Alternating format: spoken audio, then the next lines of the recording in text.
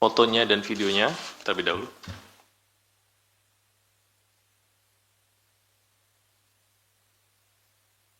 Cukup? Hah? Belum?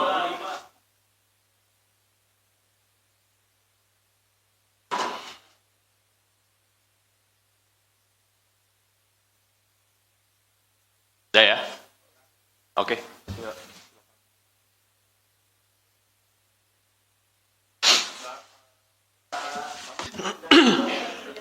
Baik, rekan-rekan sekalian, Bismillahirrahmanirrahim. Assalamualaikum warahmatullahi wabarakatuh. Yang saya hormati Bapak Direktur Penyidikan Bapak Asep Guntur Rahayu, rekan-rekan jurnalis yang telah hadir di ruang konferensi pers Gedung Merah Putih Komisi Pemberantasan Korupsi. Pada malam hari ini, KPK akan menyampaikan rilis atau pointers konferensi pers penahanan tersangka dugaan tindak pidana korupsi terkait kegiatan investasi PT Taspen Persero tahun anggaran 2019. Untuk lebih lengkapnya akan disampaikan oleh Bapak Direktur Penyidikan. Waktu dan tempat kami persilakan. Bismillahirrahmanirrahim. Assalamualaikum warahmatullahi wabarakatuh. Selamat malam dan salam sejahtera bagi kita sekalian. Yang terhormat Jubir Mas Tesa dan rekan-rekan jurnalis sekalian yang saya cintai dan saya banggakan, yang sudah menunggu dari sejak tadi sore ya. Pada hari ini, tanggal 8 Januari tahun 2025, KPK kembali akan menyampaikan perkembangan penyidikan dugaan tindak pidana korupsi terkait dengan investasi PT Taspen Persero tahun 2019 yang dikelola oleh PT IMM. KPK selanjutnya telah menetapkan ANSK selaku Direktur Investasi PT Taspen Persero dan kawan-kawan sebagai tersangka dalam perkara ini. Adapun konstruksi perkaranya sebagai berikut. Pertama, pada Juli 2016, PT Taspen diduga melakukan investasi pada program THT untuk membeli sukuk Izarah TSP Food 2 atau Siaisa 02 sebesar 200 miliar rupiah yang diterbitkan oleh PT TPSF terbuka pada Juli 2018. Pepindo mengeluarkan peringkat tidak layak untuk diperdagangkan atas sukuk SIA ISA 02 ID karena gagal bayar kupon. Jadi Pepindo ini mengeluarkan peringkatnya, ini pemeringkatan efek. Jadi lembaga pemeringkatan efek ini mengeluarkan pemeringkatan tidak layak untuk diperdagangkan. Ini dari 2016 ke 2018. Sebetulnya berarti sukuk Izarah ini yang nilainya 200 miliar ini tidak layak untuk diperdagangkan. Ya, ini berdasarkan pemeringkatan dari Pepindo. Selanjutnya pada Agustus 2018 terdapat proses pengajuan permohonan PKPU ke Pengadilan Niaga di Pengadilan Negeri Jakarta Pusat dan dinyatakan sebagai PKPU tetap terhadap PT TPSF oleh PT TSM. Pada Januari 2019 tersangka ANSK diangkat menjadi Direktur Investasi PT Taspen Persero dan pada April 2019 PT Taspen membahas opsi perdamaian PKPU yang dihadiri seluruh direksi termasuk tersangka ANSK selaku Direktur Investasi. Dalam rapat tersebut dibahas mengenai proposal perdamaian. Jadi digugat untuk dipilotkan. Dalam rapat tersebut, Direktur Investasi memberikan gambaran skenario tindak lanjut terhadap sukuk 2 TPSF, yakni opsi untuk tetap pada sukuk dengan jangka waktu yang diperpanjang selama 10 tahun atau opsi lainnya. Mengubah sukuk menjadi saham bersama dengan PT TSM yang kemudian diubah menjadi unit penyertaan pada reksadana PT TSM. Pada rapat ini, tersangka ANSK selaku Direktur Investasi menanggapi pertanyaan dari Direktur Utama, yakni opsi terbaik adalah mengkonversi ke reksadana. Gitu. Jadi disampaikan oleh saudara NSK bahwa opsi terbaiknya adalah mengkonversi ke reksadana. Pada sekitar Mei 2019, pertemuan-pertemuan antara tersangka ANSK dengan pihak tersangka EHP selaku Dirut PT IIM pada tanggal 8 Mei 2019. PT IIM diminta oleh tim divisi investasi PT Taspen untuk memaparkan skema optimalisasi sukuk TPS kedua, dan selanjutnya pada tanggal 20 Mei 2019 Komite Investasi PT IIM memasukkan sukuk izarah TPS kedua atau SIAISA 02 sebagai bond universe atau daftar portofolio yang layak untuk diinvestasi. Padahal tadi di awal sudah dinyatakan itu tidak layak untuk diperdagangkan. Ya. Hal ini melalui mekanisme optimalisasi RD Inex Jitu. Hal ini bertentangan dengan ketentuan Akta Kontrak Investasi, Kolektif Reksadana, Insight, Tunas Bangsa, Balance Fund 2 atau INEX Jitu pada pasal 6 tentang kebijakan investasi, angka 6.3, huruf 4 yang berbunyi, efek bersifat utang dan atau efek syariah berpendapatan tetap yang ditawarkan tidak melalui penawaran umum dan telah mendapat peringkat dari perusahaan pemeringkat efek, ya tadi Pevindo itu, yang terdaftar di OJK dan masuk dalam kategori layak investasi, investment grade. Padahal saat itu peringkat sukuk SIAISA 02, IDD atau gagal bayar dan dalam kondisi PKPU sehingga masuk kategori non-investment grade, tidak layak investasi dan berisiko tinggi. Jadi dari awal sejak tahun 2018 itu Pevindo sudah menyatakan sukuknya tidak layak untuk diperdagangkan. Tapi masih coba di goreng-goreng ya seperti itu. Bahwa pada tanggal 23 Mei 2019 dilaksanakan pemungutan suara para pemegang sukuk SIAISA 02 termasuk PT Taspen terhadap rencana perdamaian yang ditawarkan oleh PT TPS Pud terbuka. Pada pemungutan suara tersebut PT Taspen menyetujui proposal perdamaian yang khusus untuk BUMN, utang dibayarkan secara penuh 200 miliar dengan tenor yaitu 10 tahun dan bunga 2%. Dari hasil pemungutan suara 99% menyetujui proposal PKPU PT TPSF TBK. Kemudian pada hari yang sama, pada malam harinya tersangka EHP dihubungi oleh saksi PS untuk mengajak bertemu di PIM yang dihadiri oleh tersangka ANSK dan direksi PT Taspen lainnya. Pihak konsultan NAL dari Bahana Sekuritas dan dari PT IIM yang yaitu tersangka EHP dan saudara JW.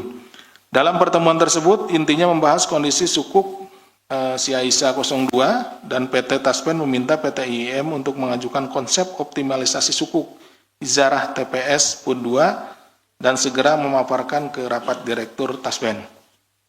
Selanjutnya pada Mei 2019 dilaksanakan rapat Komite Investasi PT Taspen Persero untuk membahas hasil sidang PKPU.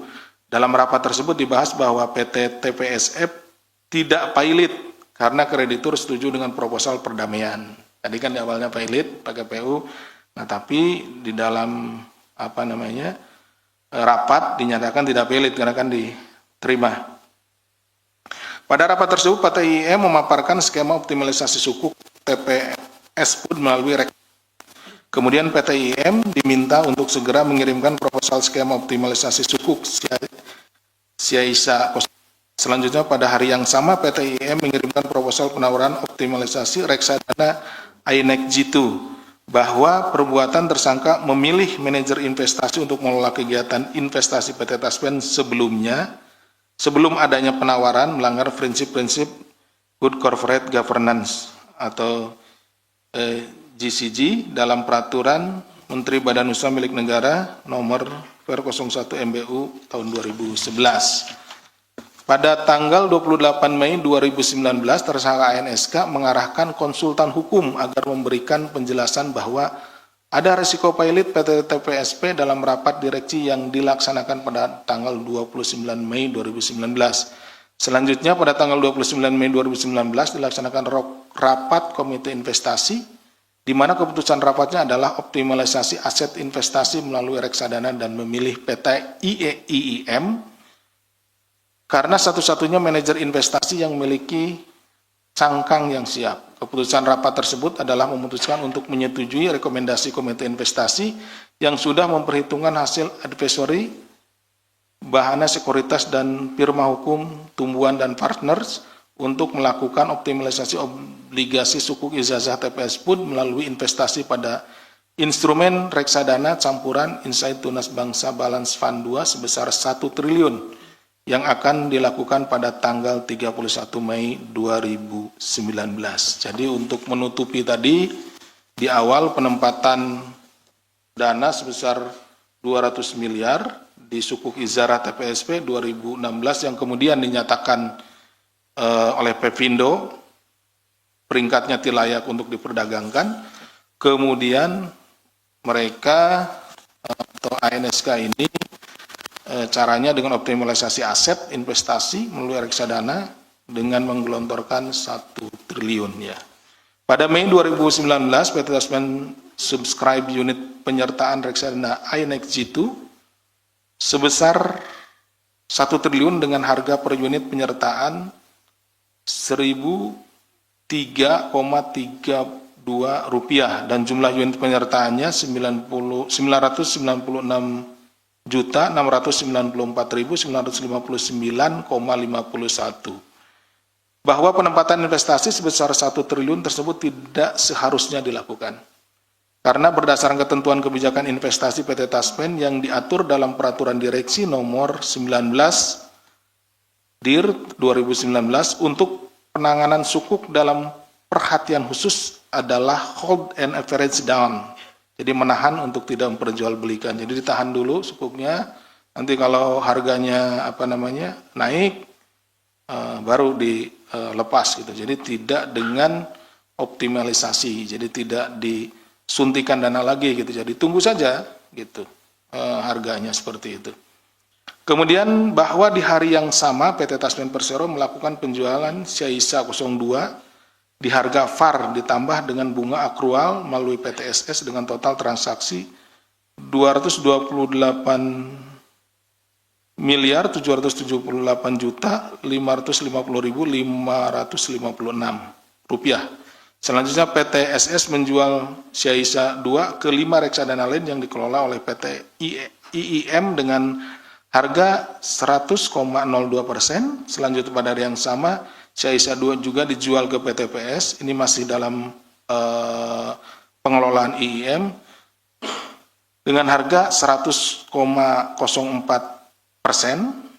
Tetapi penyelesaian transaksinya pada tanggal 18 Juni 2019. Jadi kelihatan ada penambahan di ekor bunganya itu. Dari 102, 104, padahal masih di lingkaran perusahaan mereka sendiri gitu ya. Jadi kelihatan naik gitu ya, padahal sebetulnya memang mereka yang mengendalikan.